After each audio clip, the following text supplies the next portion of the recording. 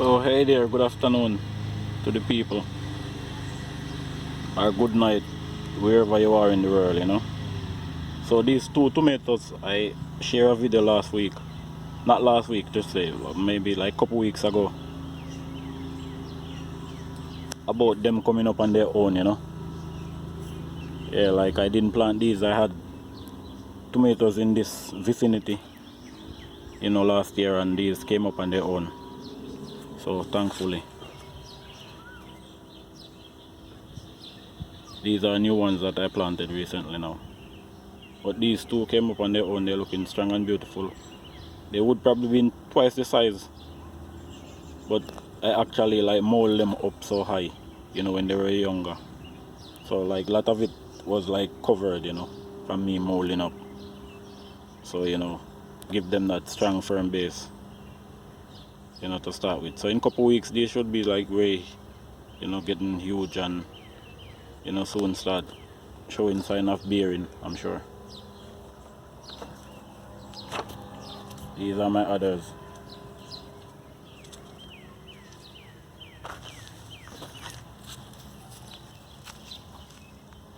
I have two over here in this side. So I do plant a lot of tomato in the season. I do have some more on the other side of the house. And as you see, there I have some thyme.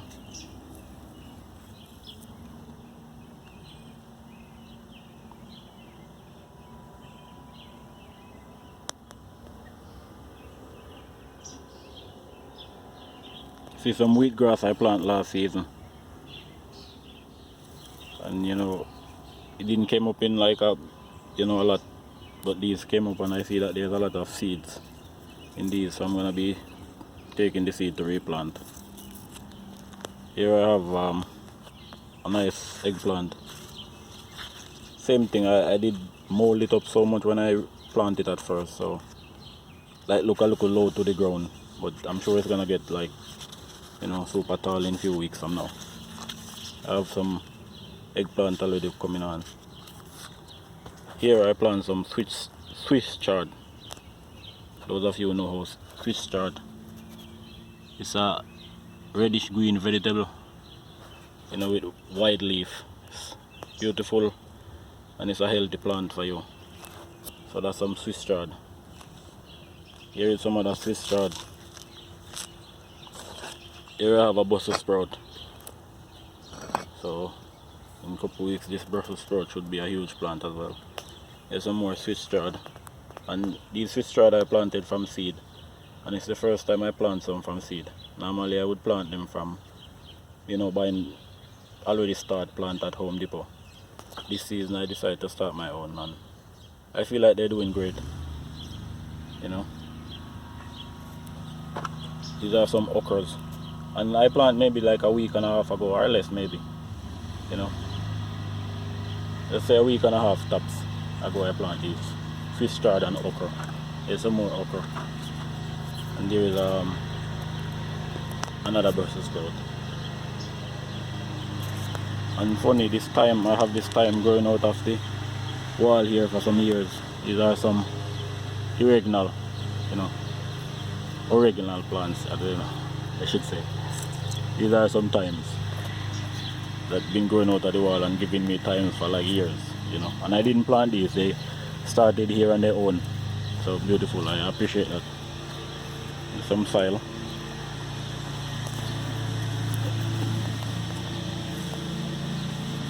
And here I have a habanero plant.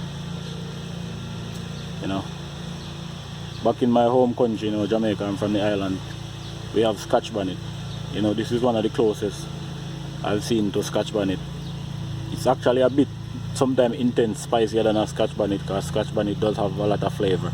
This one tends to just like sting with a hot spice instead of flavor the pot. So you have to watch how you use habanero, and especially organic from my garden. Not the same at the stores. Sometimes you can just eat those from the store. So it's not the same. These gonna be great in a few weeks from now. I already see bloom coming on, and this plant look low because as you see these high banks you know, I mold them up. It's one of the best things you can do for your plants, especially organic plants, you know, that you don't use much fertilizer. I use some compost, some natural compost that I have, you know, been, you know, composting over the years. So I use that in my garden as well, but you know, I don't really use you know, much fertilizer necessarily, or any fertilizer at all from the store. You know, so sometimes my plant may look short, you know, at certain point, you know, like the way that I mold them up. So this probably would be, you know, half more the size, the height, but instead you know, I mold it up so high to give it that strong base, you know. And it's the best thing you can do for your plant, show the growth of your plant. And these I have some onion, as you see, it's already here. And that's a kale plant right there in the corner, you know.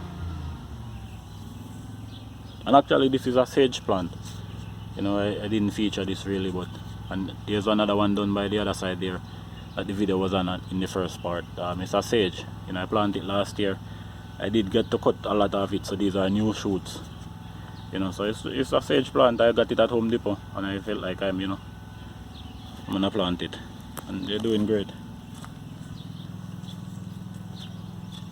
So yeah, this is a little feature of my garden, just on the side of my house, you know. Not a lot of land, you know, you don't need a lot of land to be growing food, you know, healthy organic food. So yeah, this was a sage, beautiful sage, you know. I have in bloom right now, you know. I don't know much about sage, and I know that, you know, it's a spiritual plant, and other people use it for you know, to run away evil spirit, or just, you know, just to bless their house.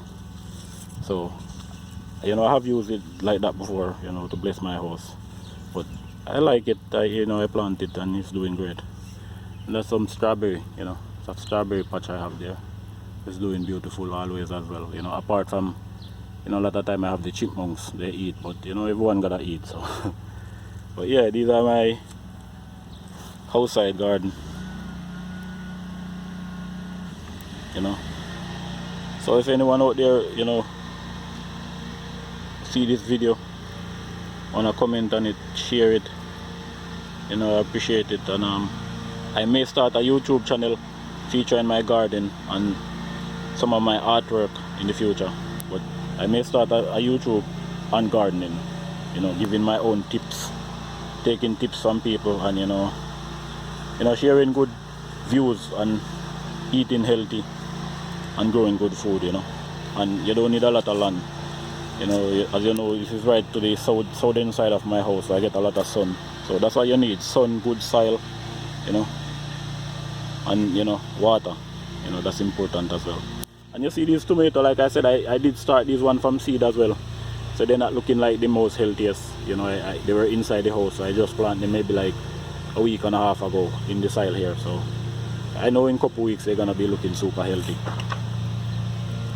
Same thing with the, you know, that one.